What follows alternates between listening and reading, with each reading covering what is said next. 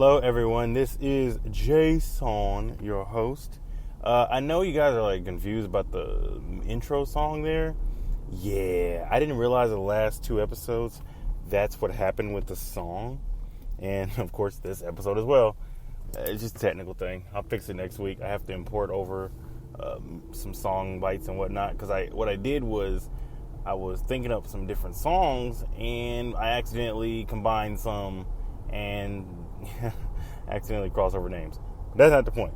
This is my weekly episode. If you've noticed so far, I've switched over to a different kind of pattern where I do one episode with guests and one episode solo and alternates. That way I can get stuff out to you on a regular basis because that's my plan. Get stuff out on a regular basis. You still get the good fun-loving group stuff, but you also get some one-on-one time with your boy. Anyway, let's get to the talk.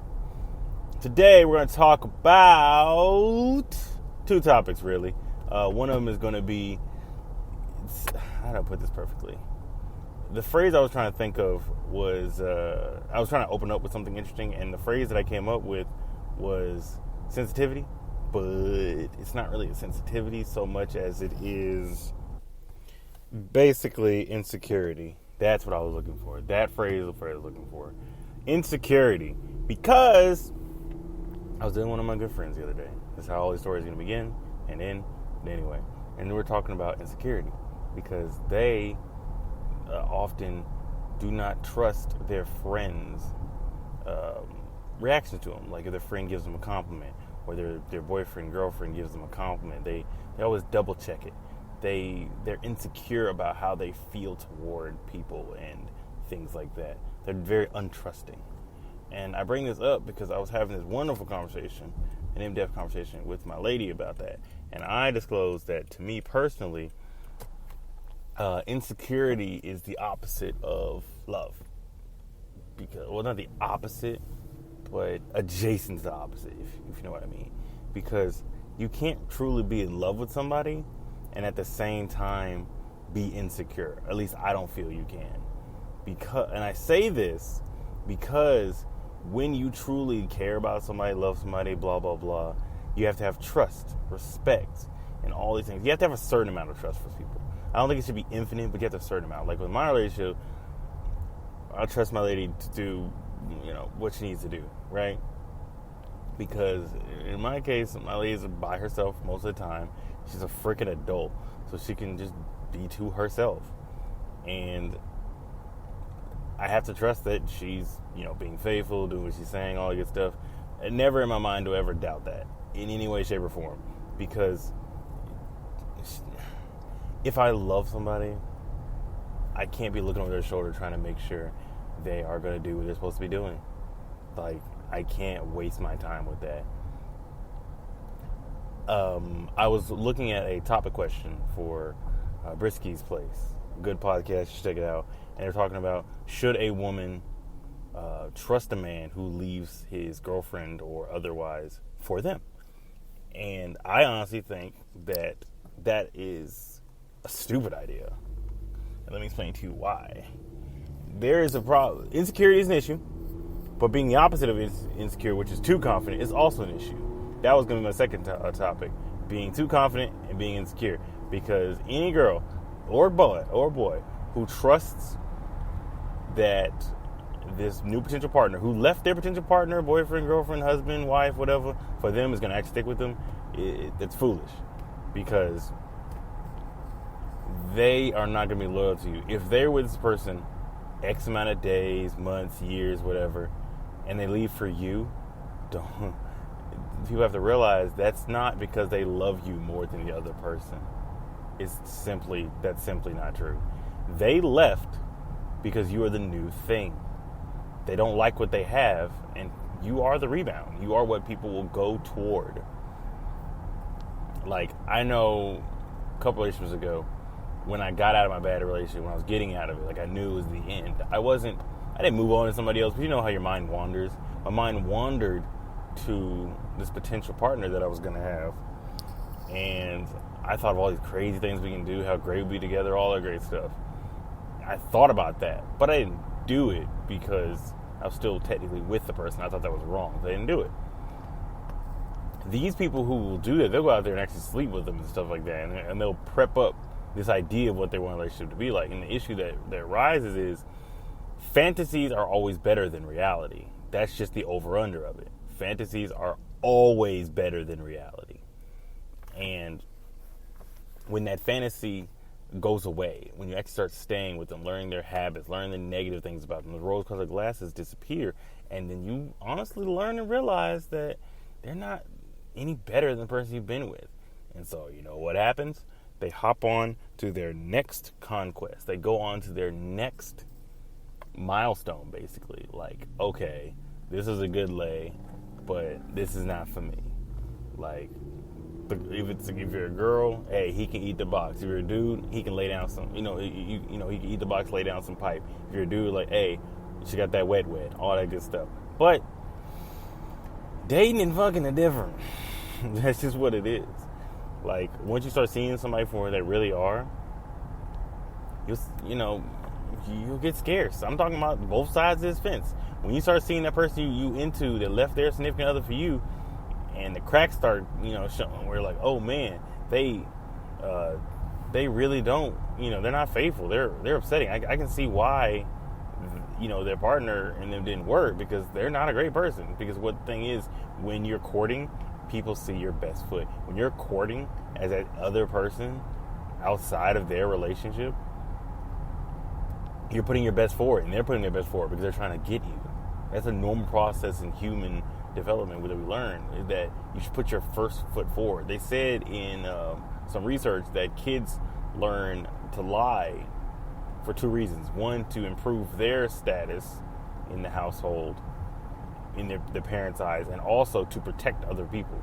It's crazy that kids learn to lie to protect other people, and that sticks in us at 7. So when we become adults, we've mastered it to where we'll lie to get what we want. Like I said, improving status. So they'll lie to you to improve their status, and they'll lie to the other person, their current significant other, to protect their feelings. That is the wildest thing, because that basically is just telling me that lying is engraved in us. We have to rise above that and be better than that. But I'm saying this because I know some people who are in this situation, and I will be with them, and I will make sure that, I give them advice and walk them through the path. But I don't seem hopeful for this, because if you are trying to date somebody who is dating somebody, married to somebody, engaged to somebody, living with somebody that they're telling I love you to, that they're building this life with, even if they're going to abandon that person, you don't want to build a life with this person, because they are not loyal to that person. It is one thing that if you are done with somebody and you are moved on emotionally, physically, mentally, and then you're trying to build something with somebody, that is normal, that's fine, because that is an acceptable, healthy process. But if you are trying to just hop, skip, and jump while you're still attached to this person, that's not healthy, nor is it good for not only you, but for them, because all that's leading to is heartbreak and anguish. Because what's going to happen if that person leaves them for you and then just gets bored with you or annoyed with you and move on to somebody else? You can't be shocked. You don't have a right to be upset, because it's something that was written in the stars. What if they decide to stay with their potential partner? That's always an option. Or what if you are the fling in their relationship? They're in some not great relationships, by the way, where the person will try to leave and they'll have like flings, sometimes last 6, 7, 8 months, and they just end up back with their original partner, because it was just that. My mother used to call it stepping out. You'd step out on your wife, and you'd have a whole girlfriend on the side, or a whole boyfriend, or whatever have you, and you just get back together, all forgiven, and you're sitting out there in the cold looking stupid. Like, that's a real viable option. That's something that can really happen to you. And that's the overconfident. Back with the insecure thing, insecure can lead in that too. Like, if you're constantly, people who are insecure try to reaffirm their status in life. They try to carve out and understand who they are in a relationship. They try to make sure I'm alpha, I'm head dog, I'm the man, or I'm the woman. This is my man, this is my girl. I've dated people like that. That's their main thing. They want to make sure that everyone knows this is mine. And that's a problem in itself, because that makes you defensive of things that you don't have any reason to be defensive of. Like me personally, I get this all the time. I've always gotten all my life because I have a lot of female friends. And a lot of my exes are my friends. Like, they know the boundaries, and all the people I'm dating understand that I don't just, like, if I am dating somebody, I always make sure to let everybody know that I'm with somebody and don't try that funny stuff. If you try that funny stuff, I'm not going to hang out with you. And I'm going to tell on you. It's my prerogative. That's why I've always done. I've had to do this before, and I'll do it again. Because I like that cone of honesty. I want to be honest with my partners. And that's, for saying that even to an insecure person, is sometimes not enough. If you're dating someone who's truly insecure, like to the point where they don't believe that level of things, you have to have a real conversation with them. You have to understand that's something you want and have a real conversation with them. Because if showing that you're faithful, if saying you're faithful, if actions and words don't make it, you're going to have a constant issue. You're going to have the issue where they feel like you're creeping, that you're stepping out, you're doing something wrong, even when you're not. And that person, even if you're not for long periods of time, like I know at one point I just came straight home, went to sleep, went to work, all that good stuff. What ends up happening is they'll invent ways. You get too close to somebody, you tell too many jokes with somebody, they'll invent perspectives. They'll lean their perspective into a way where it says, "Oh, look at that. That's wrong." Even in reality, it's harmless. It's got no ill will, no bad intent. But they will make that because that's how they view relationships, be it from past experiences, traumas, and whatnot. And I'm not blaming them for that because that's trauma. It's something you got to work through, but that's something you definitely need to work on. I only blame people for traumas if they ain't working on it. Because that just means you're living in your own reality. And the issue with living in your own reality is your reality is just that, yours. It's not the reality. It's a reality. And that's a problem. That is something that does not work. That can be the death of relationships. Honestly, insecurity is the death of relationships. It really is. Because it causes people... You don't want to be around somebody who's always accusing you of doing something bad. You just don't. Because it makes you feel like they don't think highly of it. They think that this is just who they are. That's a creep. That person is a creep, and they'll never be faithful and things like that. You don't want that. Nobody wants that. It's awful, honestly. I've dealt with it. I've worked through it. I've had major issues. Not for me, because I'm not a jealous type at all. I'm so opposite jealousy on that side of the spectrum that I have gone over to the wrong side where it's like, even if something is apparent to me, I'm just like, eh. So that's caused a lot of issues, but it is what it is. It's just something, growing pain, something you gotta deal with, something you gotta work through, you know what I mean? It's just the reality of the situation. But you have to understand, that's how it is sometimes. That's the over-under of it, you know?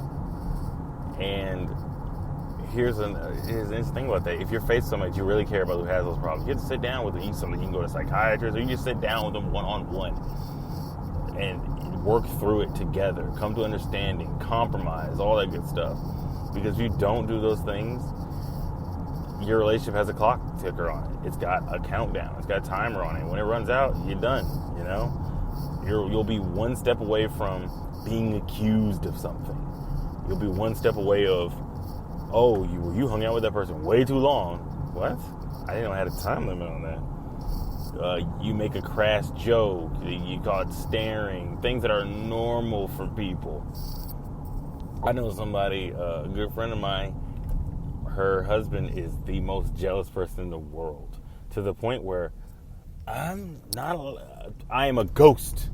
Like, they're not supposed to be talking to me because her husband truly believes I'm trying to smash, even though the only three things that we talk about when we are around each other